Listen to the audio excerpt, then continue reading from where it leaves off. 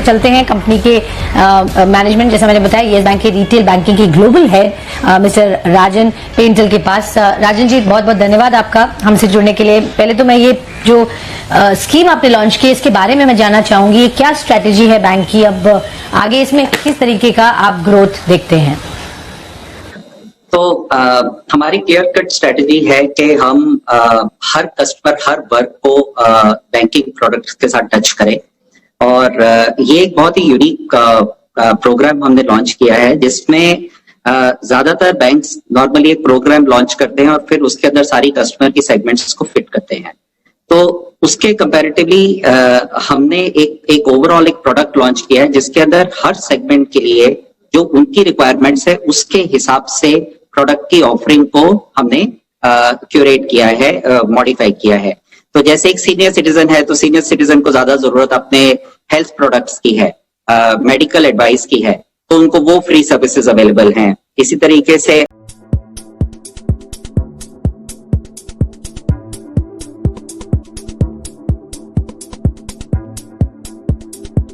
अगर एक बिजनेसमैन को देखें तो अगर उनका करंट अकाउंट में पैसा पड़ा हुआ है तो उसको एक ऑटो स्वीप की फैसिलिटी है, जिसमें कि वो सेविंग में या डिपॉजिट में अपना पैसा डाल सके, जिसके ऊपर वो इंटरेस्ट अर्न कर सके।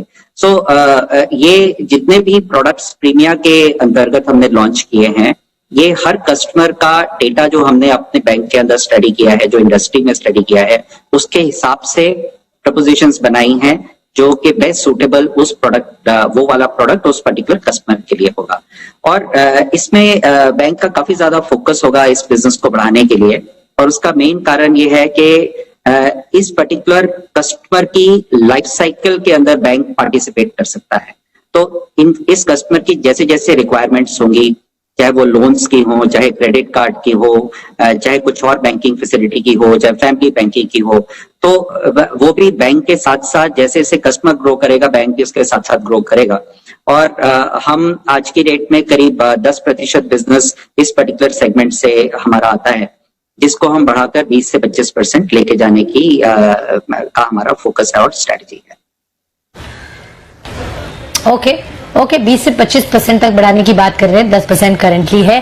सर, लॉन्ग टर्म स्ट्रैटेजी के पॉइंट से अगर मैं देखती हूँ, ये एसएमई और रिटेल लोन पोर्टफोलियो जो आप ग्रो करने की बात कर रहे हैं, 2023 तक ये नंबर्स क्या होंगे, और ये आपको कैसे कंफर्ट मिलता है कि एक सेफ बिजनेस है टू बी इन, और किस तरीके की प्रूडेंस होगी जिससे आप एनपीएज की समस्या से दूर रहें? सर दोस्तों, अगर आप बाजार में ट्रेडिंग या निवेश करते हैं और अभी भी ब्रोकरेज के नाम पर अपने हजारों लाखों रुपए बर्बाद कर रहे हैं, तो अब बदलिए और देश के सबसे अच्छे और भरोसेमंद ब्रोकर एंजल ब्रोकिंग के साथ में जुड़िए, जहां पर आपका ब्रोकरेज कुछ भी नहीं लगता है।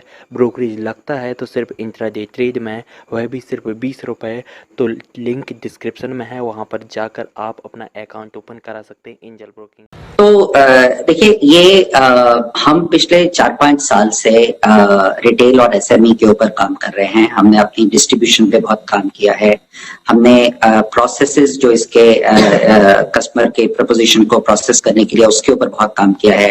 टेक्नोलॉजी पे बहुत ज्यादा काम किया है, और उसकी वजह से ये दोनों ही पोर्टफोलियो आज की डेट में इंडस्ट्री के बेस्ट पोर्टफोलियोज है। सो अगर आप इसको किसी भी और प्लेयर से कंपैरेटिव स्टडी में अगर आप देखें, तो ये पोर्टफोलियोज काफी अच्छी कंडीशन में है, और हमारे पास बहुत अच्छा डिस्ट्रीब्यूशन है। तो चाहे वो मैन्युफैक्चरर्स हैं जो हमारे साथ मिलकर काम करते हैं, चाहे वो डीलर्स हैं, चाहे डिस्ट्रीब्यूटर्स हैं, तो इसको हम बहुत अच्छी तरह से समझते हैं। और जब अब बैंक वापस से ग्रोथ के पाथ पर है, तो हमें इसमें बहुत बड़ी मार्केट में एक अपॉर्चुनिटी दिखती है, और बैंक के लिए ये बहुत राइट टाइम है इन सेगमेंट्स को फर्दर ग्रो करने के लिए, क्योंकि हम ऑलरेडी इस इकोसिस्टम का एक पार्ट है। तो हम इसको हमारा इसमें जो लार्जली जो स्ट्रेटजी है, वो जो पूरा इकोसिस्टम है प्रोडक्ट का, चाहे वो जैसे मैंने बोला डीलर्स हैं या हमारे कुछ एसोसिएट हैं प्लेयर्स जो हमारे साथ जुड़े हुए हैं, हम उसके साथ इस बिजनेस को नेक्स्ट लेवल पर लेके जाना चाहेंगे। जहां तक एसएमई का सवाल है, वहां पर हमारी क्लियर कट स्ट्रेटजी है कि जो कस्टमर्स हमारे साथ काम कर रहे हैं, उनके रेफरेंस बेस में अगर इस बिजनेस को एक्सपेंड कर सके तो वहां पर हमारा ज्यादा फोकस होगा।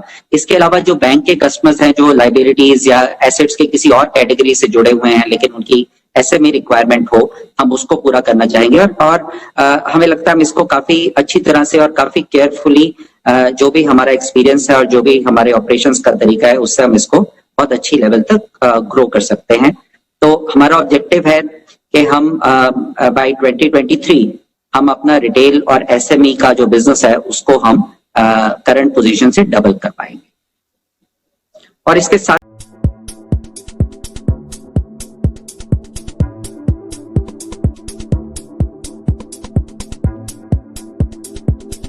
मैं आपको ये भी बताना चाहूंगा कि हम पोजीशन से डबल करने आज की का डेट में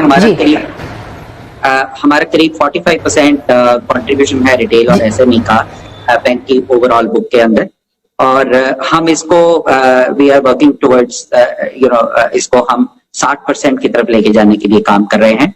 और सिमिलरली जो लाइबिलिटीज का बिजनेस है वो हम आज की डेट में 47% के आसपास है, उसको भी हम 60% तक लेके जाना चाहते हैं।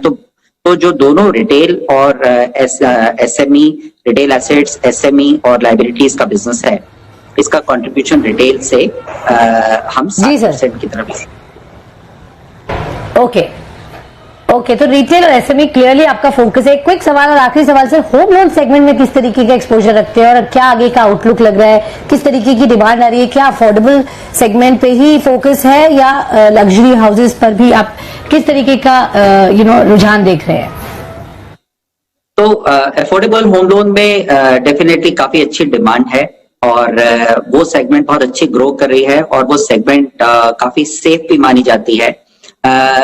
लेकिन अगर आप उन प्रोजेक्ट्स को देखें जो प्रोजेक्ट्स ऑलमोस्ट कंप्लीशन की स्टेज पर हैं, तो हमारा एक्सपोजर शुरू से उन बिल्डर्स पे रहा है जहां पे या तो प्रोजेक्ट का बिल्डर का बहुत अच्छा रेपुटेशन हो या वो प्रोजेक्ट्स कंप्लीशन के आसपास हो और मुझे लगता है वो सेगमेंट आने वाले टाइम पे और अच्छी बढ़ेगी और हम उसके अंदर काफी एग्रेसिवली उसको पुश करेंगे। इसके अलावा हमने होम लोन्स हम बहुत सिलेक्टिव वे में करेंगे और ज्यादातर अपने जो बैंक के एग्जिस्टिंग कस्टमर्स है उसके लिए करेंगे, लेकिन हमारा ज्यादा फोकस होम लोन की सेगमेंट में अफोर्डेबल होम लोन्स पे रहेगा।